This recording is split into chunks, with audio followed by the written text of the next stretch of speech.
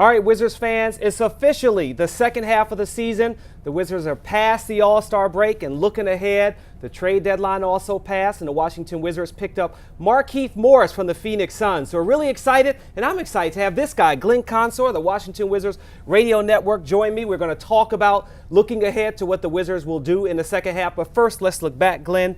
If you can talk about what you liked from the Washington Wizards in that first half of the season. Well, I love the way John Wall played. I mean, he carried this team despite the inability to put a healthy team on the floor, and I think that's the most important thing, and people discount that.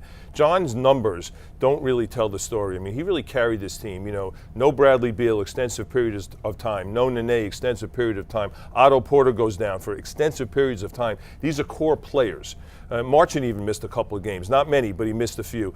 Very difficult to develop a rhythm. Very difficult to get the guys you want on the floor, but John was able to carry this team. So I think he showed a lot of fortitude, a lot of character, and a lot of patience as well to play the way that he did.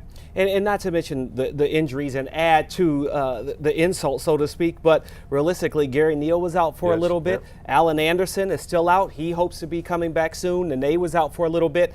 And so looking ahead now, you bring in Markieff Morris. I think if anything, not just his play on the court, but maybe it energizes the team as well. It does, and if there's anything that I could be critical about with this team in the first half of the season, it's been their inconsistency, maybe their inability to play tough, their inability to be aggressive, their inability to, we saw periods, inability to play with a sense of urgency, to play with that edge.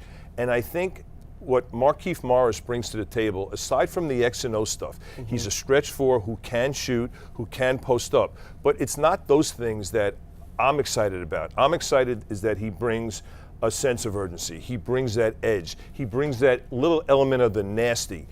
He backs up his players. He's a tough guy. He's feisty now, and it's got to be controlled. But I think that element of his game is what the Wizards really need. I think it's a great fit to the puzzle. John Wall and Marcin Gortat have been playing together for a few seasons, and talk about fitting into a puzzle. Those two really work well together. They fit well together. Fifth straight double-double. First time for Bullets or Wizards, two players as a duo to do that since Unseld and Hayes back in the 70s.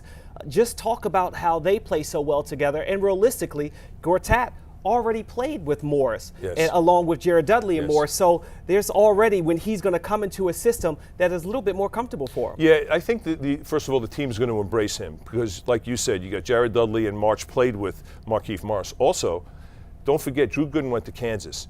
So Drew Gooden's like a legend. Kelly Oubre in there. Drew Gooden went to Kansas, so he's kind of like a legend. So you got that little Kansas connection with Gooden and Oubre and obviously Markieff. So I think he's going to feel very comfortable here, which is a good thing. But you're right. I mean, Marcin Gortat, 27 double-doubles. John Wall's got 29. They're connected with the string. I mean, those two guys, you know, they get it. That unique chemistry. If you played the game, sometimes you have great chemistry with one player. Those two guys have it.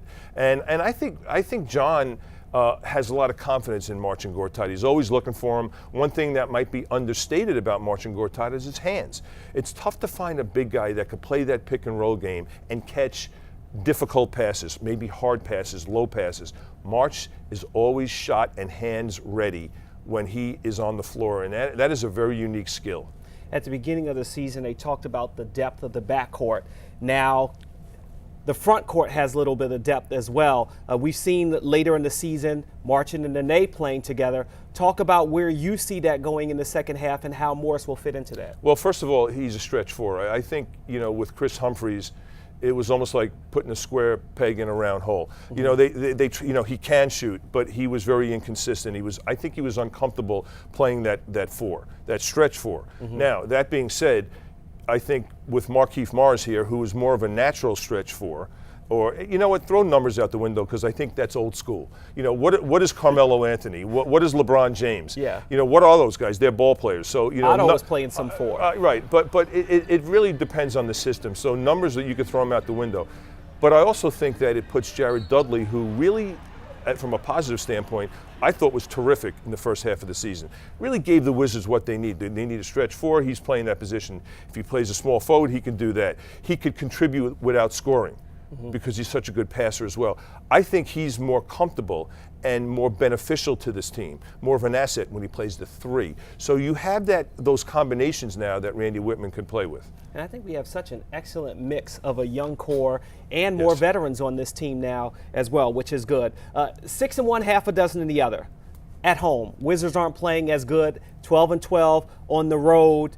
They have more games on the road in the second half. How will that benefit the team? Well, the team just has to really work on some deficiencies that were pretty glaring in the first half of the season. Number one, you got to play with an edge. You got to be tough every night. You got to bring it every night, and you got to do it on the defensive end.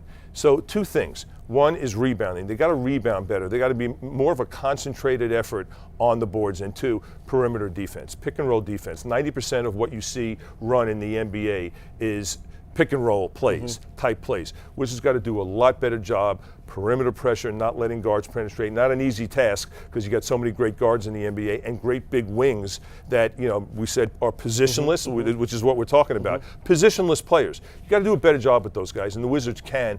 They got to be committed to playing defense and being more aggressive and rugged on the boards. And you mentioned it earlier off camera. We're talking about the Washington Wizards schedule. Yeah. Tough schedule in that first half. The second half, they really have it wide open to be able to jump into the playoffs. It's funny how things balance out in the NBA. It always is. Sometimes you have easy travel weeks, and then all of a sudden the next week you're on the road for 2 weeks. That's just how it works. First half of the season, the Wizards had the second hardest schedule in the NBA. Now, second half of the season, it does balance out. They have the second easiest schedule, but it's also a great time to me to really find the right rotations. How is Markieff Morris going to be integrated into this? Nene's starting to get healthy, and what we're also seeing is Nene and Gortat playing very well together the last couple of games. You're getting that kind of combination, that magic back between those 2 guys, because they're 2 big guys that can pass the ball. So you have options of Markieff playing with Marcin, you have options of him playing with Nene. You have options of him even playing a 5. He could also play a little bit of the 3. In that smaller lineup. Of the 3. So,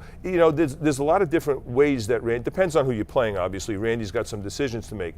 But at least you have healthy bodies that could develop a rhythm and develop some solid rotations. Garrett Temple is another guy that has played terrific. But is he a 40-minute-a-night guy? I would probably say no. But boy, has he established himself as a solid NBA player, and one of those guys who has been consistently very good on defense.